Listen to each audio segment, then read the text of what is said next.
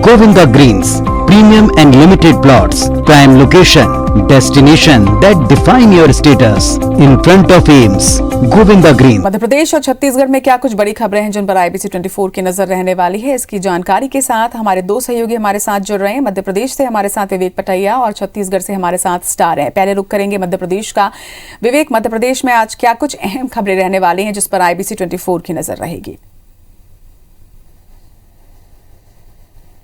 मध्य प्रदेश में कोरोना धीरे धीरे अपने पैर पसारना शुरू कर दिया है कोरोना ने, और खासकर इंदौर और भोपाल कोरोना के लिए काफ़ी चिंता का विषय बने हैं। कल जब 16 मामले एक साथ भोपाल में आए और पूरे प्रदेश में 20 मामले आए, तो फिर मुख्यमंत्री शिवराज सिंह चौहान ने इस पर तत्काल आपात बैठक बुलाई थी और कई सारे फैसले भी किए थे। आज मुख्यमंत्री क्राइसिस मैनेजमेंट समितियाँ जो जिलों में काम करती है, चाहे वार्ड में या नगर परिषद नगर पंचायत में काम करती हैं, ग्राम पंचायत में काम करती है, उन क्राइसिस मैनेजमेंट समितियों के सदस्यों के साथ वर्चुअल चर्चा करेंगे और इस चर्चा का विषय होगा टीकाकरण अभियान को गति देना, ये सुनिश्चित हो कि लोग दूसरा डोज जरूर लगाएं।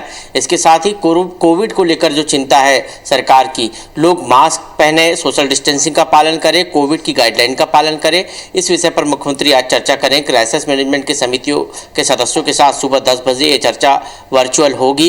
इस पर सभी की नज़र बनी हुई है, क्योंकि कोरोना जिस तरह प्रदेश में धीरे धीरे पैर पसार रहा है, ये कहीं तीसरी लहर की आशंका या तीसरी लहर की आहट तो नहीं है। सरकार इसको लेकर अलर्ट मोड पर है और इसलिए सरकार तीसरी लहर से निपटने के साथ साथ लोगों को जागरूक तो कर ही रही है। तीसरी लहर से निपटने के प्रयास भी किए जा रहे हैं, चाहे वो ऑक्सीजन प्लांट की बात हो या फिर अन्य जो जरूरी सुविधाएं, इंफ्रास्ट्रक्चर हो, अस्पतालों में बेड की व्यवस्था हो, इन तमाम व्यवस्थाओं को लेकर चुस्त दुरुस्त सरकार अपनी स्वास्थ्य व्यवस्था को कर रही है।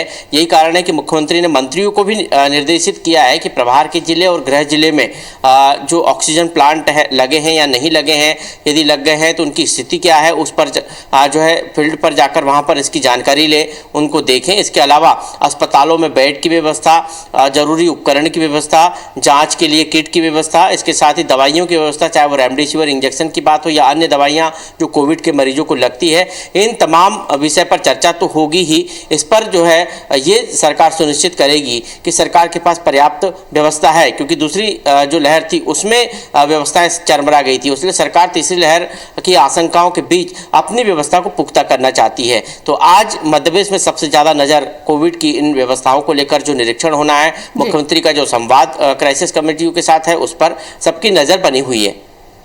तो मध्य प्रदेश की ये खबरें। इसके बाद अब रुक करेंगे छत्तीसगढ़ का। स्टार हमारे साथ हैं। स्टार, छत्तीसगढ़ में आज धान तिहार की शुरुआत हो रही है, इसके साथ ही क्या कुछ अहम खबरें हैं जिस पर IBC 24 की नजर दिन भर रहेगी?